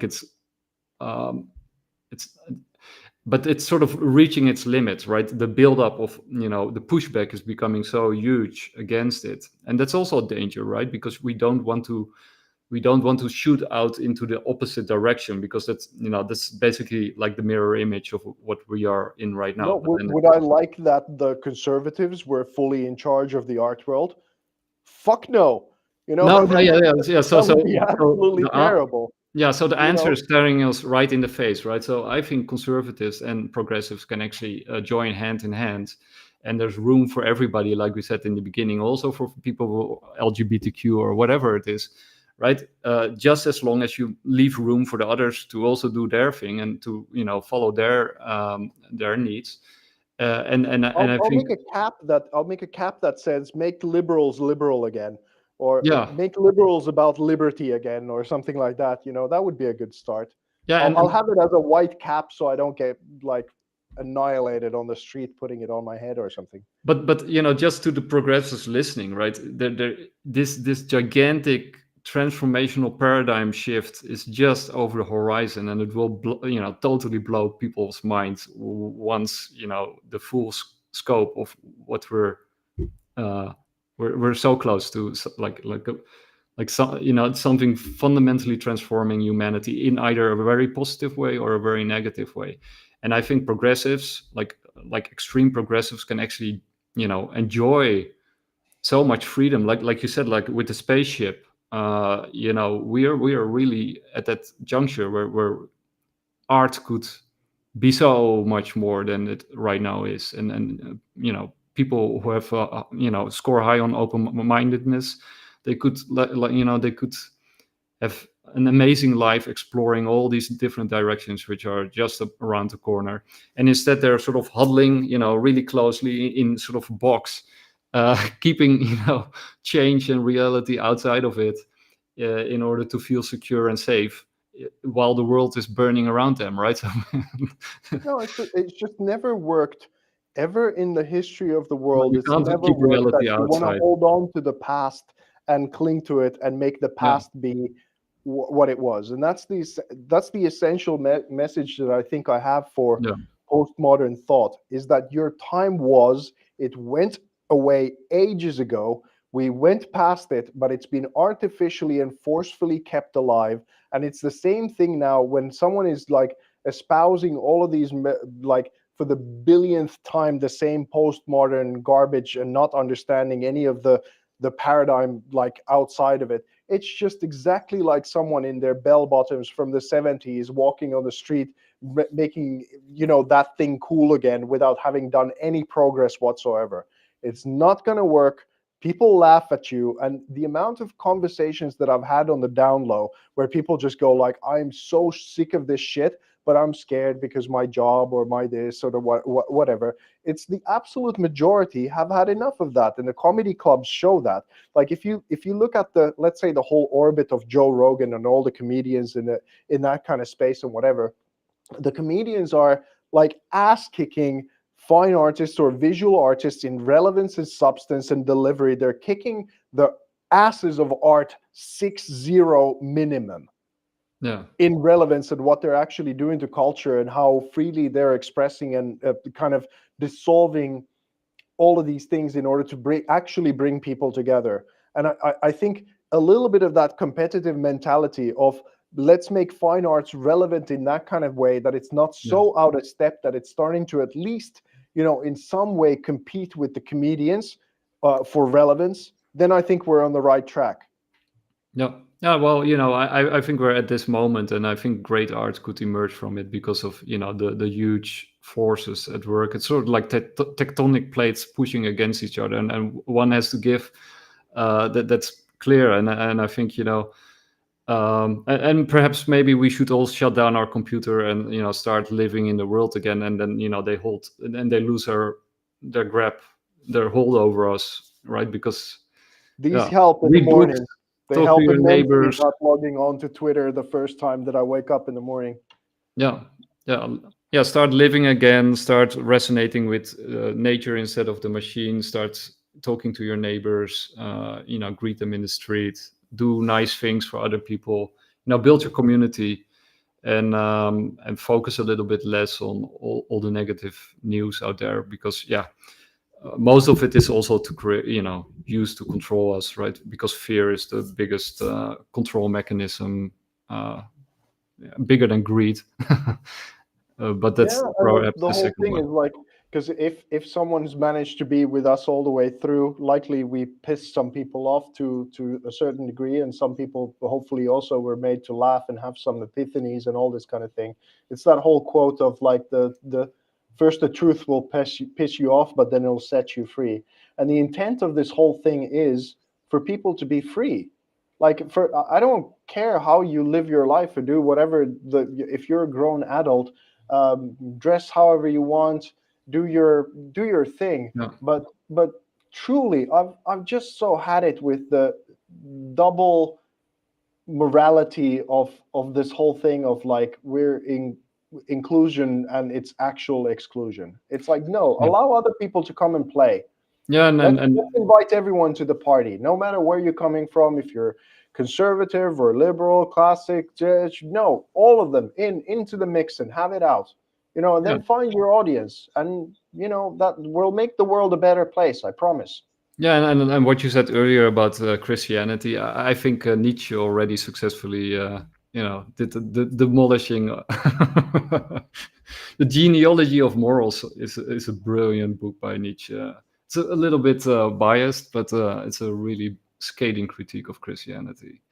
But also, if you this is an important point, because how he lived his life, which is ironic, because a lot of the people from the left will say, yeah, you read Nietzsche, so you've become a Nazi. But essentially, like it's known by the scholars that his sister was a Nazi. Yeah. And what essentially happened is because he became very ill, and he was ill for a long time. Yeah. And then if your belief system is that I am all self and Ubermensch and all this kind of thing, and then you become increasingly ill, and the drivers of the belief system of what you have are incompatible to where your body is going and what is happening to you as a deteriorating organism, then that's why he lost his mind towards the end, because he couldn't find an authentic spirituality and he couldn't do surrender.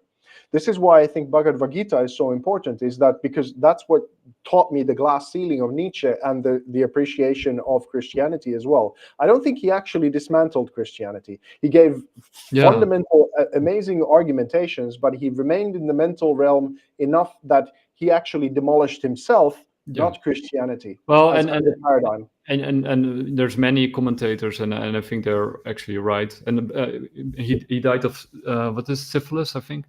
Syphilis, yeah. But anyway, it's at least a part of why he lost his mind. But I think he lost his mind also because the belief system of his euphoric growth and expansion wasn't matching the experience that he had in his body. And I think this is what keeps me in check with how much of an Ubermensch can you become, and what's actually your part of surrender, and the spiritual tradition of understanding that ultimately you'll surrender your parents, you'll surrender your material possessions, you'll surrender your life. And that's the practice of surrender, is actually a sane way to go about towards the end of your life. And it's understandable that first, when you're in your youth, you go very Nietzsche and trying to find this kind of thing, but then you start to gradually come the other way. But that argument is that I didn't know that, but it's apparently quite well known within the sort of academic circles, at least those who are not reading Nietzsche like the devil reads the Bible, is that they're reading him like we understand that when he became nuts and before he died, his sister took over his writings and altered a lot of his texts to actually fit her ideology, which was National Socialism in Germany at that time. So a lot of the things that he gets often blamed for, they're not Nietzsche's ideas. But he certainly wanted to find the personal limitations, and I think those ideas are very good to grapple with. But that's not I think to only grapple with those and really go deep into that rabbit hole, I think is very detrimental to your health. And I think you're going to have the same of what Nietzsche had happened to them, because ultimately the things that you can't negotiate with is that you're in a mortal body, and you might be having a spiritual experience or not. If you're not, you're in a mortal body and you think that you're eternal, or essentially you're competing with God to take the position of that, you will end up in very certain insanity or humbling of the sort that no one wants to really have. But that's what happened to him. So it's kind of cool to read the books and the text, but also to see what happened to him. And then this is why I don't like one book people. It's like, no, I only read the Bible, I only read this. Then you'll never really discover truly the nexus that life is, as well as the experiences that you kind of need. Yeah, that's sort of my treasure trove point, right? Try to enrich yourself by different perspectives, putting on different glasses and looking at the world through a different, even socialist perspective. So, even your enemies' perspectives can be very interesting to, put on those glasses and look at the world and see what it looks like. So it's sort of, it enriches your vision, right? Like literally, because you can see more, and that allows you Dude, to recognize more stuff. And if you bro, only I've grown up in Finland. Like, for example, from the American capitalist perspective, is like the Finnish maternity leave is at least a month. People think that a sufficient summer holiday is 1 month, and those kinds of things. They would be considered absolutely socialist from an American standpoint, and from a European standpoint, to put a new mother who's given birth 2 weeks ago, make them go back to work is fucking insane. So yeah, in those kinds of things, even let's say the Finnish right and the left absolutely agree that the 1 yeah, month summer holiday is totally cool, or putting new mothers with yeah, newborns back to work nearly after birth is insanity. So those ways, there's so many socialist idea, quote unquote socialist ideas, which I think are just in step with nature and yeah, harmony and those kinds of a society that has well-being. yeah, Absolutely, I'm more left in those kinds of things. yeah. But And then then, and I think like Robert Kennedy Jr. has shown, like, there's a lot of stuff wrong in America, for example, with the food industry, but also the pharmaceutical industry and basically every industry. So, so there's good to have like a balance, like a real balance between yeah, like hardcore capitalism and sort of like a not for socialist. big pharma, bro. I'm not a big pharma. I know all of a sudden we did a interesting flip there just a while ago, where all of a sudden the left became big fanboys of big pharma, which is like one of the most bizarre things of all time. And also the left became very pro-war, which is another thing that just went topsy-turvy like almost overnight. There's Yeah, so many different things that have become so weird in the upside down world, just of late. And then if you say all of a sudden, it's like, yeah, do you know the fines that big pharma has paid and how psychopathic they've been in their operations for the last few decades, and what used to be just a standard lefty position, as in that don't trust them, and for good yeah, fucking reason you don't trust them. But then if now all of a sudden you say something bad about Pfizer, then you're alt-right, and you go like, my head yeah. hurts so much, bro. Like, But I think just to bring it back to Bitcoin, right? Because it's well, that's basically what brought us together. But I think Jeff Booth made a brilliant point like long time ago, and that is and basically Lynn Alden wrote a Bible called Broken Money, and that is, if the money is broken, it doesn't matter what kind of laws you have or what kind of constitution, because money beats law. And a law is like sort of the foundation of society. And if law gets bent through a broken money system, then eventually your whole society becomes corrupted over time. And that is exactly what has happened, right? So, because when you sort of read The Creature from Jekyll Island from Griffith, he shows that the biggest thing that nobody highlights, also in history books. I think Neil Ferguson is like one of the few, but he doesn't do a particularly good job at highlighting it. Is that there's one giant cartel on planet Earth that nobody's talking about, and that's the banking system, right?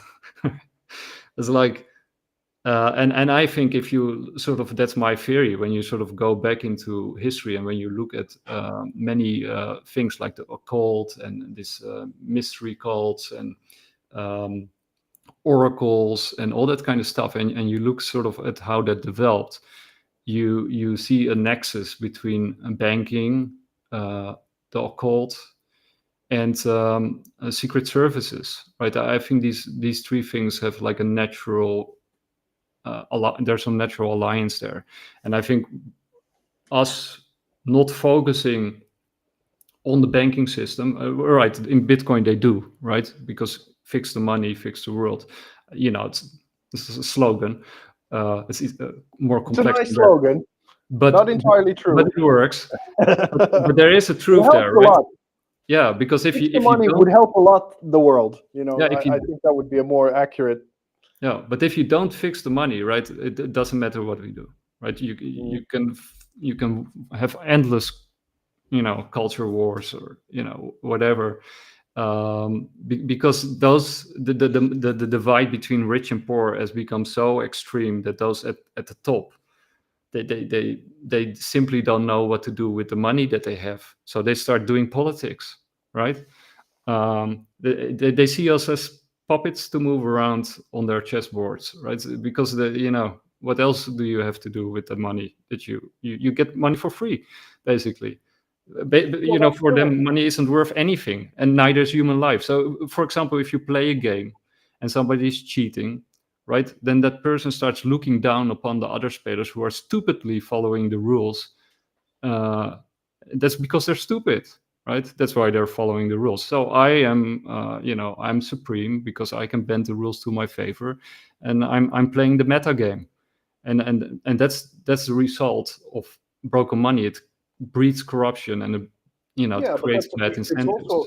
it's also a broken spiritual space, because Yeah, then if you don't have any understanding of any karmic law or consequences in the big thing, or that there's anyone in any shape or form holding you responsible for what you're doing, if you break that paradigm, then you also easily get to how you break the money, and further have no issue in breaking the money further. Like there's so many different collapses that have happened simultaneously. Like, for example, the perception that you can't be an honorable capitalist. I know many honorable, very sort of self-regulating, responsible yeah, capitalists, and I know many socialists that are super horrendous at actually taking any responsibility for their actions, and they would happily burn the world in the process of them yeah, just getting what they want. So it's not whatever system I think altogether we just have a problem of resolution. The frequency of resolution and consciousness with which we're doing it, it's more like increasingly shittier and shittier paradigm in between to choose from bad things. yeah. And it's You also know, because we have less and less time, right? Because the news events are following quicker and quicker, and people are, they have the attention span of a mosquito at the moment, right? So, but even myself, right? I have no time anymore to read a book, because things are just, there's just too much going on. And I wish sometimes, I would just sit down and slow down. And of course I can, right? It's a choice for me not to do that.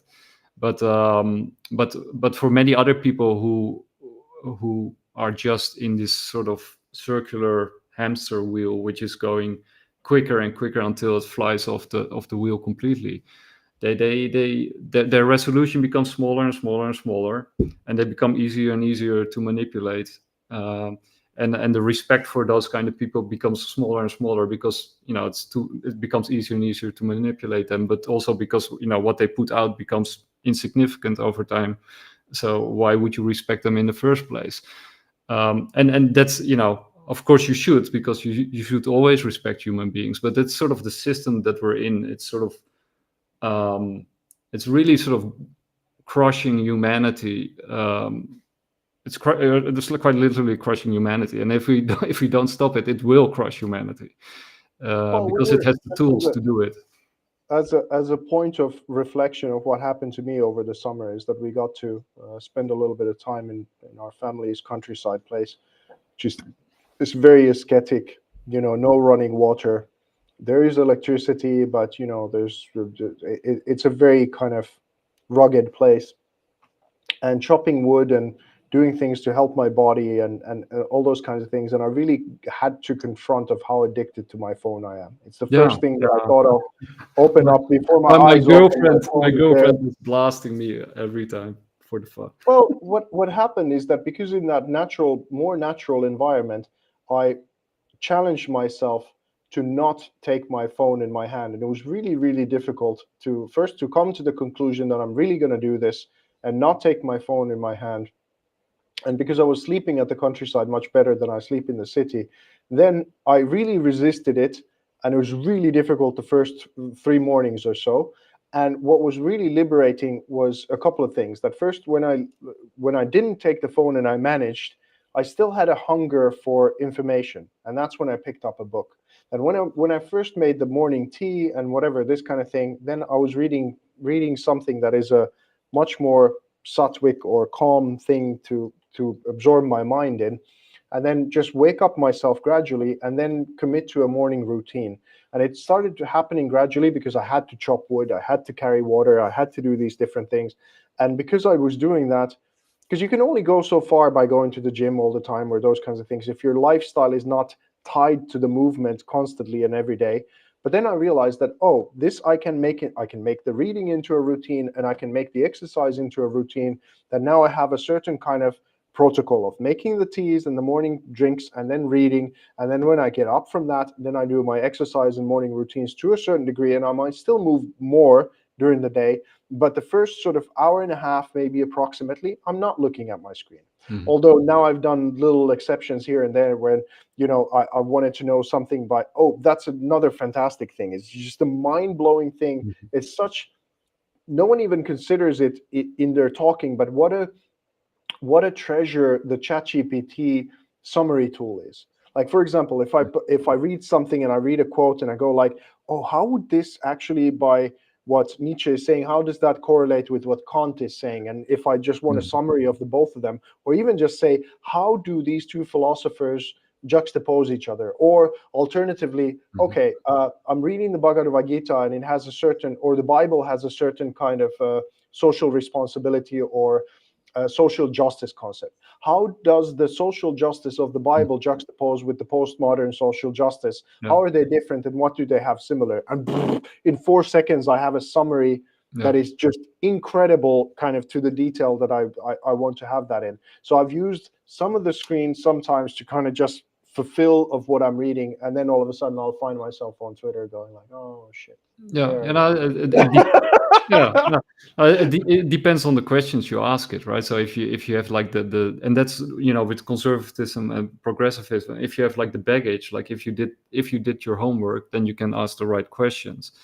But information has been weaponized, right? We are living in a world where we are bombarded with nonsense in order to distract us from the stuff that's happening right under our noses. But what you said, like living that life, the peaceful life, like how many people live like thousands of years, like that disappeared like in 100 years. In our lifetime it disappeared, but even in our lifetime, when we grew up, it was still sort of normal that you had these kind of routines. Maybe not that as you just described, but the routines were still there. But technology sort of because humans are sort of always trying to come up with clever ways in order to get rid of obstacles, and they get rid of obstacles through technology, right? So that's our natural tendency to remove all obstacles. That's sort of our left brain mindset or hemisphere at work, because I want to be free, right? I want to do what I think. But when you're completely free, you get totally bored, right? And then it turns out that you don't do anything productive or anything really meaningful, because you actually need those obstacles in order to grow and to develop yourself, right? So if you I'm giving you an obstacle, I'm giving you a challenge, because I want to see if you could do the same thing, whether you could push your phone to the side from the morning and take up your morning routine with a book.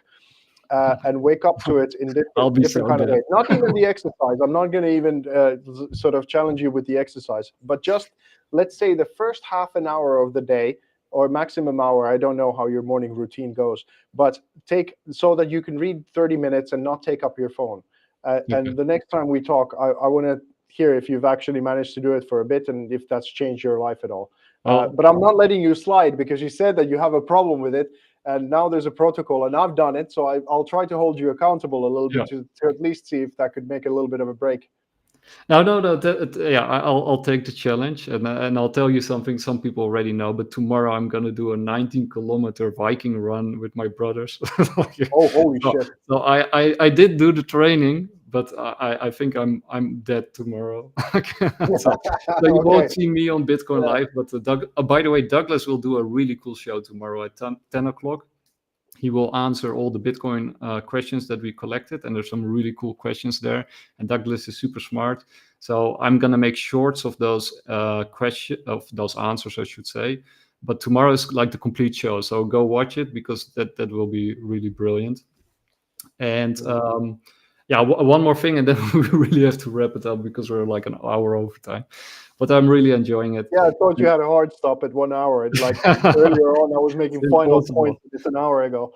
Yeah. So, and by the way, I think Nietzsche, when you read Nietzsche, and he said God is dead, I think he posed it more like as a challenge, right? So his critique on Christianity was basically that it was that it was not living, like it was in his words, a slave morality. That those are his words. But so his he despised surrender as a whole concept. Yeah. And I think he's right. That, like Jordan Peterson talks about, the meek shall inherit the earth, and what the meek what the meek meant was someone who was capable and had a sword, but chose to keep it sheathed. That's what meek is, as opposed to weak and unwilled and without a spine, which is what most people perceive it to be. And I think that's what the strength of Nietzsche is, that he fully went to competence, but he went a little overboard and kind of couldn't rein him back into humility where he should have. So he got humbled. So what essentially happened is that Nietzsche is dead, but God's very much alive. Yeah, and then, like you said, if you put man at the center of the universe, which is also a very left hemisphere kind of concept, and you remove all obstacles from your life, what happens? You become a slave to your passions, like something the Greeks warned, and every philosopher, from the Middle Ages onwards. Like, it's nice to be free, but you are most free, or you're actually free, when you're living according to certain rules and like a protocol, in order to keep yourself productive and to keep yourself challenged. And because if you actually sort of are free and you remove all obstacles from your life, and it's like one leisure suit Larry kind of situation, then you're actually a slave. And you're not gonna grow, and you're not gonna develop yourself spiritually, and you're not gonna be a benefit to your community, or to your family, or even to yourself. Plus, I mean, even what I just said is a little bit tongue-in-cheek, because the more that I understand what he wrote, the less intelligent it is to try and make him into a soundbite, or God is dead or alive, or anything like that. Like the feeling that I get when I'm reading Zarathustra is that I'm reading a great piece of art. From paragraph to paragraph, there's genius that is so clearly divinely inspired. Like it's like, if the cliche is that you're an artist who's a channel and something comes through, I think he was able to be such a clear channel to a lot of divine ideas, because he so challenged himself as a mortal of what his capability was. And then because he'd done that, he wrote with such strength, but it's channeled onto this book. And I'm just in absolute awe, thinking this is God speaking. Whilst he might be saying something or depositing an idea that whether God is dead or alive, or if it's a social commentary or whatever it is, in the text itself, it comes as a great work of art, like a Michelangelo statue. That's how it's like it's deservedly in that space in culture. That why I was very afraid to. I'd been in the creative fields my whole adult life and done that professionally, even a decade before I shifted onto the arts, and before I had the goal to call myself an artist. And I did feel that I made a significant enough contribution to the protocol, to the output, to the whole thing, of where I truly felt, no, this is an artistic achievement, what I've done, and an identity shift. And of course, that's not something that it's like the most, whatever you call yourself an artist these days. But when you've really hit the real thing, you hit Michelangelo's Pieta, or you read Zarathustra, or whatever, when you're encountered by a true work of art, it really puts something into such perspective, and you can't put a box around it very easy. You can't put a box around very easily on a grandmaster. And then you're not grappling with the ideas a lot, even though there are some frames that can be held. But damn, bro, I'm in such awe and respect of what's coming out of those pages that it's not even funny. Yeah, and then Nietzsche is, I mean, Aldous spoke Zarathustra. I think that's the Dutch. Sorry, that's the Dutch. But anyway, that does spoke Zarathustra is one of his most difficult books, right? Because it's a very it's very enigmatic. That's I guess the right way to put it. So many of his other books are more accessible, especially his earlier works when he was more coherent and less sick. But he did have, of course, a change in his life when he broke with Schopenhauer, who's basically a really beautiful writer, but he does have some old-fashioned ideas here and there. But yeah, Nietzsche was the man with the hammer, the philosopher with the hammer, and he knew how to wield it, and he unlocked a lot of potential in Western philosophy, but also destroyed, or at least temporarily destroyed a lot of good stuff, which is also there, and waiting to be rediscovered and reevaluated and reincorporated and reinvented. Right, so And it's enigmatic, but at the same time, I'm reminded by something like, for example, a Carl Jung interview where he's asked that, Mr. Jung, do you believe in God? And he thinks for a little bit and then kind of cheekily says, no, it's, I know. I don't have to believe, I know. yeah, And that kind of warmth and heart from what you see with this playful method of how he delivers it. And he already encapsulated everything that Nietzsche was trying to do, and what he couldn't achieve was in that one interview already said. And that there's a whole new paradigm that opens from there that he was unable to explore. yeah. And you go like, okay, and then you start reading Jung's The Red Book and those kinds of things, and then pretend that you're Very not challenged. But or then take Foucault seriously after that. You go like, all right. But I think that was sort of the challenge for Nietzsche, right? That he posed to us, like, we have to sort of let go and destroy and then reinvent ourselves. Like, Sure. we have to look at the tradition, take it, and then turn it into something else, and not just slavishly follow it, like brain dead zombies. So I think that's sort of his sort of Uberman challenge, that we sort of take that whole tradition and make it our own, like really live it. Well, there's one final thing about Christianity that is very much in line with that, and I know you have to go, so I'll be very short.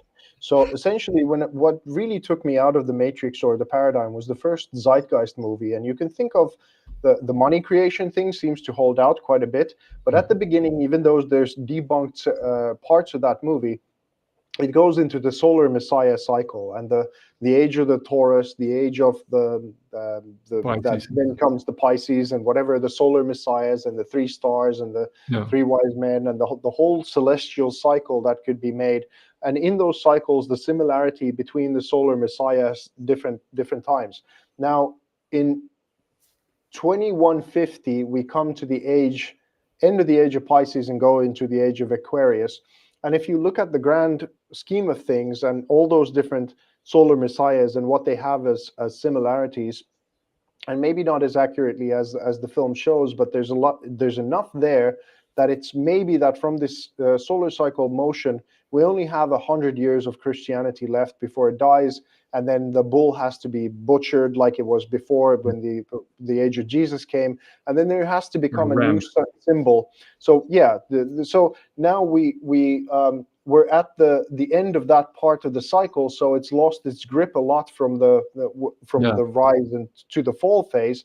But then there's going to be another thing that still represents the solar Messiah and its sort of shining star of what to follow as the big sacrifice cycle continues in these realms, so to speak. So that's where he's absolutely aligned, and a little bit before his time in that, or absolutely in time when it really started to collapse this paradigm. He kind of made the claims, but he was unable to see the next rise of the next solar Messiah because it's rooted into cosmology and how the physical world and the metaphysical world works. So he only saw the death, he couldn't see the resurrection. Yeah. This was from the Ram to Pisces, and then from Pisces to Aquarius. So I think that's I do have like a fondness for astrology, I'm always curious. What I always like to do is, when I see somebody and then I'll just guess, like, is it like Pisces? Is it like a Taurus? Is it, and then, oftentimes it kind of fits like that. So but just a fun habit, but I try to keep an open mind. But there was something that I wanted to comment on, but I forgot what it was. So I guess we have to wrap it up because we're way over an hour. But Well, it had such fun. Like really just a warm conversation. Really, thanks for hosting the space again and allowing me to talk and have this discussion. It's always great fun, my friend. Yeah, and thank you for the beautiful background and the banner that you created. I love it, and let's keep that torch alight, and hopefully Bitcoin will fix the money. Agreed. Okay. Until next time, my friend. I had a lot of fun. Take care, Vesa. See you, bro.